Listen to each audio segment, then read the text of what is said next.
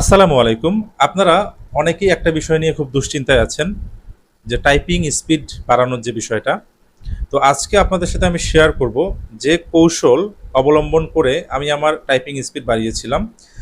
আমি একটা অধিদপ্তরে data entry operator পোস্টে কর্মরত আছি। তো কি কৌশল অবলম্বন করে আমি বারবার টাইপিং পরীক্ষায় উত্তীর্ণ হতাম, সেটাই আপনাদের সাথে শেয়ার করব। আরেকটা কথা বলে রাখি, আমি আগে স্টাডি রিলেটেড যে ডেইলি রুটিন ওয়াইজ পড়াশোনা, সেগুলোর ভিডিও আগে আমি দিতাম, শেয়ার করতাম, বাট ইদানিং খুব ব্যস্ততার কারণে আসলে দেয়া হয়ে ওঠে না। এখন সামনেও বিভিন্ন ধরনের পরীক্ষাগুলো আছে। তো আমি চেষ্টা করব আপনাদের সাথে স্টাডি রিলেটেড ভিডিওগুলো নেক্সট টাইম থেকে শেয়ার করার জন্য। অবশ্যই আপনারা আমার চ্যানেলের সাথে থাকবেন। তো আসুন আমরা সরাসরি মূল আলোচনায় চলে যাই, কিভাবে আপনি আপনার টাইপিং স্পিড বাড়াবেন। প্রথম কাজ হচ্ছে, আপনি যখন টাইপিং করতে বসবেন তখন আপনি একটি টাইমার রাখবেন সাথে। সেটা হতে পারে যে কিছু ওয়াচ ক্লক থাকে সেগুলো, অথবা আপনার মোবাইলেই যে ওয়াচ ক্লক থাকে, তো সেটাও ইউজ করতে পারেন। যেখানে হচ্ছে আপনি 5 মিনিট অথবা 10 মিনিট হিসেব করে একটা একটা টাইম দিয়ে রাখবেন, এবং অবশ্যই সেখানে কিন্তু বিপ বিপ সাউন্ড হতে হবে।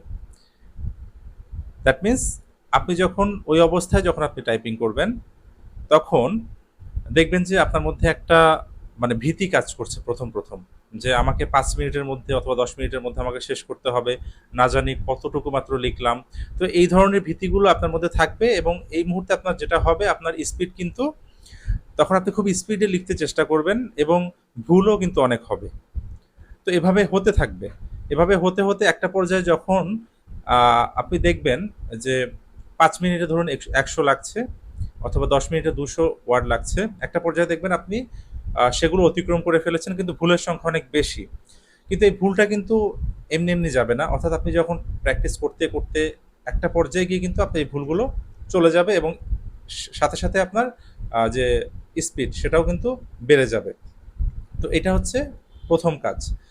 এরপর হচ্ছে দ্বিতীয় কাজ হচ্ছে, আপনার ভীতি দূর করার জন্য আপনার আশেপাশে যদি কোনো আপনার যেখানে কম্পিউটার টাইপিং শিখায় এই ধরনের যদি কোনো প্রতিষ্ঠান থাকে, আপনি সেখানে শিখতে পারেন। এতে করে যেটা হবে, আপনি অনেকের সাথে আপনি টাইপিং টেস্টে আপনি অংশগ্রহণ করবেন। তো সেক্ষেত্রে আপনার ভীতি কিন্তু চলে যাবে। তো এই কিছু মানে টেকনিকগুলো যদি আপনি অবলম্বন করেন, আরেকটা বিষয় বলি, সেটা হচ্ছে আপনি খালি কিবোর্ডে মাঝে মধ্যে ট্রাই করবেন, অর্থাৎ খালি কিবোর্ডে আপনি মাঝে মধ্যে লেখার ট্রাই করবেন। তো দেখা গিয়েছে তখন আপনার আহ, যে বারবার যে ভুল হয়, অর্থাৎ এই যে আপনার আঙুল একটা একটা কিতে পড়তে গিয়ে আরেকটা কিতে পড়ে যায়। তো এই এই যে সমস্যাগুলো, এগুলো কিন্তু প্রথম প্রথম থাকবে, প্রথম প্রথম অনেক ভুল হবে, কিন্তু একটা পর্যায়ে গিয়ে এগুলো সব ঠিক হয়ে যাবে। তো আপনি উত্তীর্ণ হতে পারছেন না একটাই কারণ, সেটা হচ্ছে আপনি ভুল করছেন, লিখছেন, ভুল করছেন, এবং আপনি হতাশ হয়ে যাচ্ছেন, এবং আপনি বলছেন যে আপনার দ্বারা হবে না।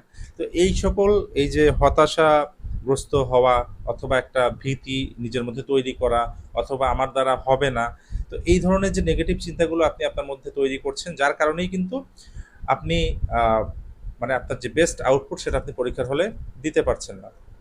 তো এই জিনিসগুলো আপনি একটু চেষ্টা করুন, এবং বারবার চেষ্টা করুন, বারবার টাইপিং করুন, বারবার ভুল হবে, বারবার আপনি টাইপিং করবেন। এবং অবশ্যই যেটা করবেন, যে নিউজ পেপার আছে, অনলাইন নিউজ পেপার থাকতে পারে, অথবা এমনি যে নিউজ পেপার, সেগুলো থেকে আপনি দেখে দেখে আপনি লিখবেন। অবশ্যই কিন্তু আপনি যেখান থেকে লিখছেন, আপনার সোর্স যেটা, সেখানে আপনার কাছে চোখ রাখতে হবে, এবং আপনি সেখানে চোখ রেখে আপনি কিন্তু টাইপিং করতে থাকবেন। মাঝে মধ্যে আপনার মনে হতে পারে যে ভুল হয়েছে, বাট আপনি তাকাবেন না, আপাতত আপনি তাকাবেন না, কেননা আপনার স্পিড বাড়াতে হবে।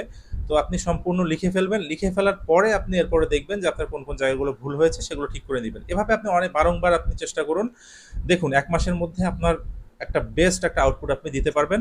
এবং 1 মাসের মধ্যে আপনি আমাকে কমেন্ট করে জানাবেন আমার এই ভিডিওতে, যে আপনার এখন কি পরিস্থিতি। ইনশাল্লাহ আমি আপনার এতটুকু আপনার কনফিডেন্স দিয়ে আপনাকে বলতে পারি যে আপনার টাইপিং স্পিড বেড়ে যাবে। আমি নিজেও এভাবে করেছি। আমার প্রথমে অনেক খারাপ আসতো, কিন্তু একটা পর্যায়ে গিয়ে আলহামদুলিল্লাহ আমার 30+, 35, এমনকি 40 পর্যন্ত আমার বাংলাতে হয়েছে, ইংরেজিতে তো আরও অনেক বেশি হয়েছে।